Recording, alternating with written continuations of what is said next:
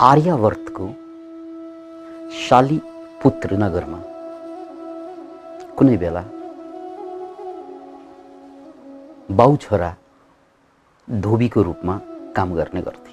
उनीहरू जन्मैले कपडा धुलाइको काम गर्दै आइरहेका थिए। भन्न परोइन, परिवार गरिब थियो, हुनु स्वाभाविक, र धेरै मान्छेले अछुत पनि मान्छन् यिनीहरूलाई। त्यसकारण सामाजिक अवहेलना र पीडाको शिकार पनि थिए। एक दिन एकजना मुक्तात्मा, शुद्धात्मा, बुद्धात्मा भिक्षा माग्ने क्रममा त्यही धोबीहरूको घरमा पुगेछन्। भिक्षाम देही। बाउ छोरा दुवै लुगा धोइरहेका थिए। यसरी हेर्छन्, एक महायोगी हाम्रो दैलोमा भिक्षा माग्दैछन्। दिनलाई पर्याप्त खाना हुँदैन थियो, तर मनले मानेपछि आफ्नो भाग कटाएर पनि दिने गर्छन् मान्छेले। भयो त्यही, ठिकै छ, हाम्रै भाग कटाएर पनि दिउँला भन्थे। पधार्नुहोस्। र बाउ छोराले आफ्नो भाग कटाएर खाना खुवाइदिए भिक्षुलाई।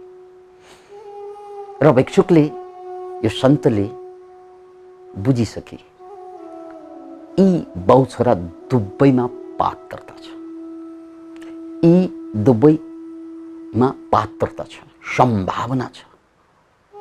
त्यसकारण यिनीहरूलाई मैले ज्ञान दिनुपर्छ।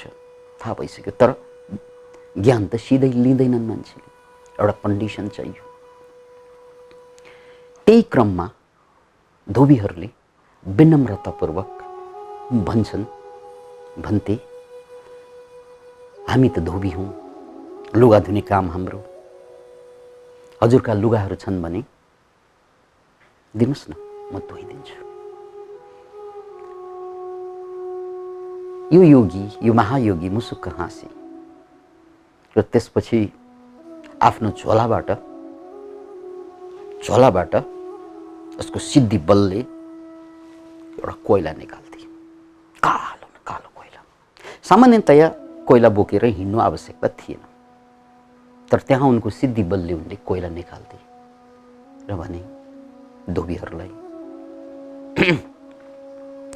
महोदय, यो कोइलालाई धोएर, मसँग धुनुपर्ने यही चिज छ, लुगा त म आफै धोइहाल्छु, तर मैले नसकेको, तिमीहरू त प्रोफेसनल धुलाइ गर्नेहरू, एकचोटि यो कोइलालाई धोएर साफ गरिदिनु त।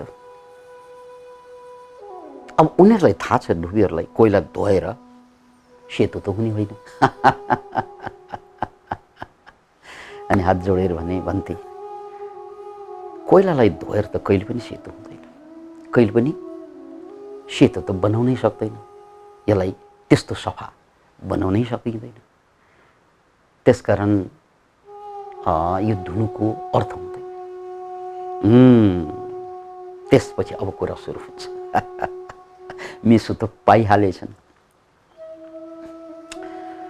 महोदय, सुन्नुहोस् बाउ छोरा दुवैले, तिमीहरूले जिन्दगीभर कपडा धुँदै आइरहेका छौ र स्नान पनि गरिरहेका छौ, नुहाइरहेका पनि छौ, सबै नुहाउँछन्, तिमीहरू पनि नुहाउँछौ। तर यसरी कपडा सफा गर्दैमा, शरीर सफा गर्दैमा मनको मैल कसरी जान्छ? तिमीहरूले जिन्दगीभर कपडा सफा गर्छौ, शरीर सफा गर्छौ, तर मन त कालोको कालै छ, यो कोइला जस्तै। मन त जहिले पनि कालोकै कालो। र यो पनि याद राख्नु, कपडा सफा भएर सुखको अनुभूति हुँदैन, शान्तिको अनुभूति हुँदैन, आनन्दको अनुभूति हुँदैन, ज्ञानको अनुभूति हुँदैन, बाँच्नुको अर्थ खुल्दैन क्या। कपडा शुद्ध हुँदैमा, शरीर शुद्ध हुँदैमा बाँच्नुको अर्थ खुल्दैन।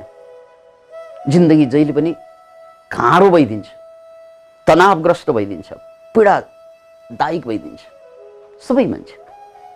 त्यसकारण कपडा धुनु नधुनु यो तपशीलको कुरा हो। शरीरलाई सफा गर्नु नगर्नु यो पनि तपशीलको कुरा हो, जसलाई मान्छेले साह्रै महत्त्व दिएर बिहान उठ्न साथ नुहाउने पनि गर्छन्। तर त्योभन्दा महत्त्वपूर्ण कुरा मनलाई नुहाइदिनु हो, दिललाई साफ गर्नु हो। त्यो त कहिल्यै गर्दैनन् मान्छेले, अरू तिमीहरू पनि गर्दैनौ। जिन्दगीभर अरूको कपडा सफा गर्ने र आफ्नो मन कालोको कालै राख्नुको परिणाम कहिल्यै पनि सुख र शान्तिको अनुभूति हुँदैन, बाँच्नुको अनुभूति नै हुँदैन। मानौ जिन्दगी भनेको त्यो बाघले चाहिँ मृगलाई लखेट्दा खालि कुद्या कुदै बच्नको लागि भने जस्तै हामी पनि जिन्दगीभर कुद्या कुदै, कहिले भोकले कुदेछ, कहिले भोकले लखेटेछ, कहिले लोभले लखेटेछ, खालि कसै न कसैले लखेट्या छ हामीलाई। बाँचे कोही पनि छैन, लखेट्या छ पछाडि हामी भागे होइन र? अनि र भाग्ने मान्छेले स्याँ फ्याँ बाहेक के गर्छन् र? के पाउँछन्? प्रकृतिको सौन्दर्य देख्छ? देख्दैन। परमात्माको प्रसाद देखिन्छ? देखिँदैन, किनकि तिमी भागिरहेका छौ। अतः भाग्न बन्द गर, दिललाई साफ राख। भगवान अब हजुर नै बताइ बक्सियोस् कसरी दिललाई धुन सकिन्छ, यो मनको मैल कसरी पखाल्न सकिन्छ म बताउँछु। त्यसपछि यी बाउ छोरा दुवैलाई चक्र सम्बर मण्डलमा अभिषेक दिएर दीक्षित गरे र चक्र सम्बर मण्डलमा दीक्षित गरिसकेपछि 3 कुरा, एउटा मन्त्रको प्रयोग जसले पहिलो लेभलको उनीहरूको मनलाई सफाई गरिदिन्छ, मन्त्रको प्रयोग, किनकि मनका पीडा दर्द समस्याबाट जसले जोगाउँछ त्यसलाई मनेन त्राणेन इति मन्त्र भनिन्छ। आफ्नै मनको पीडाबाट जोगाउने चिज मन्त्रको प्रयोग। दोस्रो त्योभन्दा अलिक गहिरो मुद्राको प्रयोग र अन्तिम ध्यानको प्रयोग। यो 3वटा कुरालाई प्रदान गर्छ। त्यसपछि अब बाउ छोरा दुवै लाग्छन् एउटा अद्भुत कहानी, किनकि अक्सर हामी के देख्छौँ कि साधक एक्लै साधना एक्लै हुन्छ। यहाँ त परिवारमा दुवैले बाउ छोरा थिए, बाउ छोरा दुवैले साधना गर्न थाले र यही साधना गर्ने क्रममा उनीहरूको सेरोफेरोमा सबै कुरा सहज हुँदै गएको महसुस हुँदै गयो। किनकि अरू बेला काम त गर्नै पर्यो, गर्ने नै हो।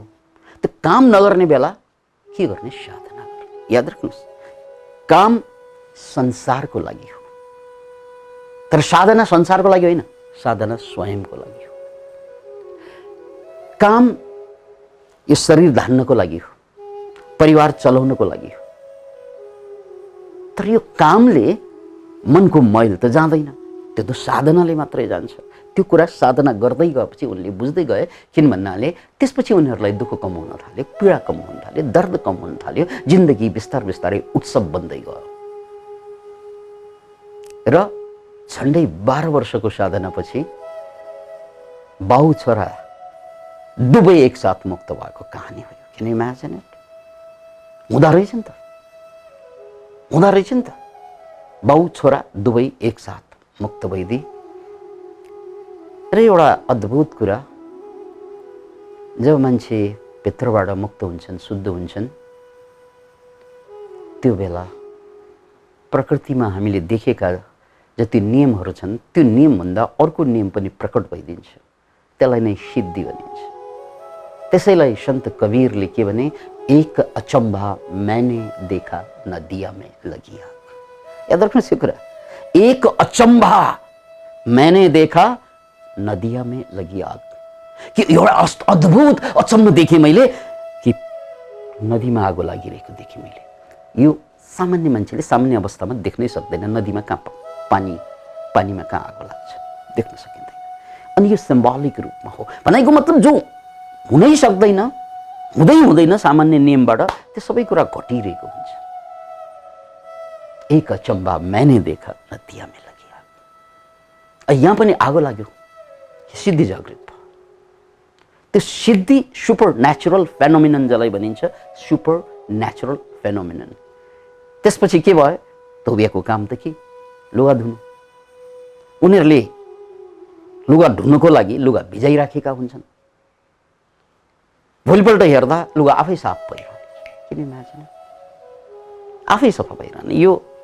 यसलाई सुपर नेचुरल फेनोमिनन अन्तर्गत हेर्नु पर्छ, प्यारानर्मल फेनोमिनन अन्तर्गत हेर्नुपर्छ। सामान्यतया यस्तो हुँदैन, किनकि हामीले जिन्दगीभर देखेकै होइन, यो चेतनाको कुरा हो। एउटा गजबको उदाहरण सुन्नुहोस्। कुनै मान्छे जन्मजातै चाहिँ आँखाविहीन, दृष्टिविहीन जन्मियो भने आँखा भएका मान्छेहरूले व्याख्या गर्ने कलर जम्मै उनीहरूको लागि धोका हुनसक्छ। रातो भने बेकारको कुरा गरिरहेछ, किनकि रातो माने के हो, सेतो त्यसको माने के हो, हरियो त्यसको माने के हो, त्यो आँखा नभएको मान्छेलाई थाहा हुँदैन, दृष्टिविहीनलाई। तर जसको आँखा खुलेको छ उसको लागि त्यो सामान्य हो। त्यस्तै सिद्धि हो। जसको ज्ञानको चक्षु खुलिसकेको हुन्छ उसको लागि सिद्धि त्यो आँखा भएको मान्छेलाई कलर जस्तै हुन्छ। कान नभएको मान्छेलाई चाहिँ हरेक साउन्ड चाहिँ धोका जस्तो हुन्छ। यो हुँदैन मान्छेले त्यतिकै कथा बनाएको जस्तो लाग्छ। तर कान भएको मान्छे, जसको कान ठिक छ, उसको लागि सङ्गीतको, स्वरको अस्तित्व हुन्छ। कान नभएको मान्छेलाई त्यो अस्तित्व हुँदैन। त्यस्तै हो हामी सामान्य मान्छेको लागि सिद्धि भनेको त्यस्तै हो। बहिरोको लागि आवाज र दृष्टिविहीनको लागि दृश्य जस्तै सामान्य मान्छेको लागि सिद्धि भनेको तात्पर्य भुत्लो, यो हुँदैन भनेर व्याख्या गर्छौँ। तर भइदिन्छ। यसलाई चमत्कार भनिन्छ।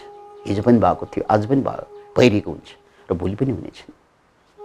र त्यो देखिसकेपछि मान्छेहरूले सुरुमा उनीहरूलाई ए बाउलायो होला, बाउ छोरा कहाँ लुगा धुने चाहिँ काम छोडेर ध्यान गरेर बसेका छन्। सुरुमा भन्ने त्यही हो मान्छेले। तपाईँले नयाँ काम गर्न साथ नै यही हालत हुन्छ। ए बाउलाए, यस्तो उस्तो सारा कुरा काट्न थाले। तर पछि त्यही मान्छे जसले कुरा काटे, जसले गाली गरे, यिनीहरू बाउलाए, यिनीहरू खत्तम भयो, को जोगीको सङ्गत पर्यो, बिग्रियो आदि इत्यादि भन्दै थिए। तर त्यो लुगा आफसे आफ धुने क्रम सुरु भइसकेपछि ती देख्ने मान्छेहरू अब लुगा धुलाउन आएनन्। This is the turning point. किनकि लुगा त अरूले पनि धोइदिन्छन्, अरू पनि धोबिन्छन्। त्यहाँ त चमत्कार भइरहेछ। कहाँ यस्तो चमत्कार भइरहेको ठाउँमा मान्छेले त्यो लुगा धुलाउन आउँदैन। अब केका लागि आयो त भन्नाले ज्ञानको। ओहो के भएको यो, हामीलाई पनि बताउनु पर्यो। के भएको यो, हामीलाई पनि सिकाउनु पर्यो। ज्ञानको परिपक्वता यो। तपाईँले ग्राहक खोज्नु पर्दैन, ग्राहकले तपाईँलाई खोज्छ। तपाईँले श्रोता खोज्नु पर्दैन, श्रोताले तपाईँलाई खोज्छ। तपाईँले सम्पत्ति खोज्नु पर्दैन, सम्पत्तिले तपाईँलाई खोज्छ। र जबसम्म कमजोर हुन्छ तबसम्म हामी सबै कुरा खोज्दै हिँड्छौँ र थोरै मात्रै पाउँछ, भिखमङ्गा जस्तै। तर जब अरूले तपाईँलाई खोज्न थाल्छ त्यसपछि वर्षिन्छ प्रसाद। त्यही कुरा घट्यो। अतः यो मन्त्रको सन्दर्भमा कुनै भिडियोमा फेरि बताउने छु। यो मुद्रा र यो साधनाको सन्दर्भमा तिनै कुरा जोडेर कुनै अर्को भिडियो